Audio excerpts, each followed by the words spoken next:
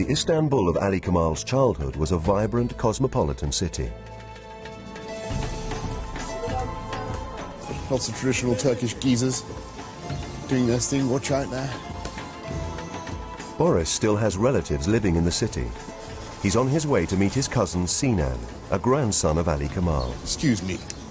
Kirazli Mescit, okay. He's hoping Sinan will be able to tell him about Ali Kemal's early life. Maybe this is the Kirazli Mescit. Sinan, how are you?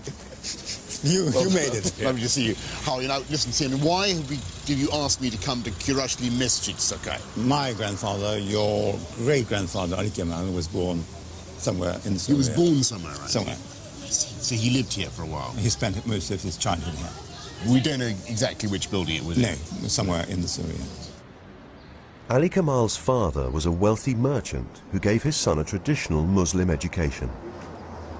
He went to a Quranic school. Right. And the curriculum consisted in memorizing the Quran. The whole Quran? The whole Quran, which is quite a feat when one considers that he was aged 6. And which language was this in? In Arabic. Hey, here's the incredible thing. My great-grandfather, Ali Kemal, could not only read this whole thing, but he actually knew it all off by heart. Amazing. I won the Scripture Knowledge Prize, I want you to know. Well, that's very nice. Yeah, certainly. And the Wilder Divinity Prize. Ali Kemal's life didn't continue in a traditional vein. As a young man, he traveled to France and became a successful journalist. In 1903, he married Winifred Brune, daughter of Margaret Johnson. 3 years later, Winifred and Ali had a daughter, Selma. Then, in 1908, at the age of 40, Ali Kemal returned to Turkey, bringing his family with him. They settled in the village of Bebek, just outside Istanbul.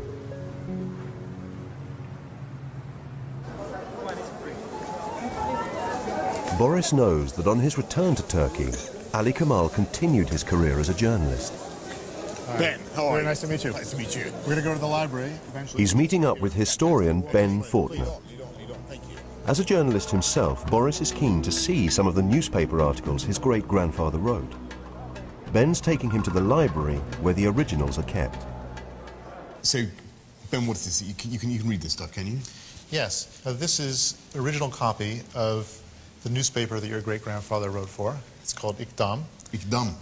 And your great-grandfather, he's the lead columnist. Okay. Let's say, is that the right term? Okay.